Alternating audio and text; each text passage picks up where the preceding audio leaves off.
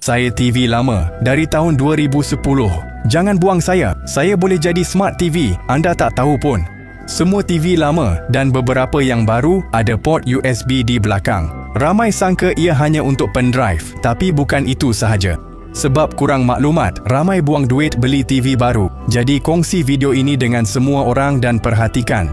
Langkah pertama, ambil kabel USB pengecas telefon anda. Cari port USB TV lama anda, sambung kabel dan hujung satu lagi ke telefon. Sekarang buat begini, di telefon, cari tag play games, taip betul-betul macam tu. Klik pilihan pertama. Lepas tu, tekan 3 titik, pergi hiburan dan pilih tukar TV lama jadi smart. Dengan app ini dan kabel tersambung, anda boleh tukar mana-mana TV lama jadi Smart TV. Pilih jenama TV anda sahaja. Saya punya Samsung tahun 2010 contohnya. Lepas pilih jenama, anda akan nampak skrin ni loading. Tunggu sekejap. Bila anda klik, sistem akan mula terus di TV lama anda. Tengok ni, TV yang bukan smart tadi, dah jadi Smart TV. Anda cuma perlu biarkan telefon tersambung. Dengan itu, anda boleh guna fungsi dan apps. Malah guna remote TV lama yang sama.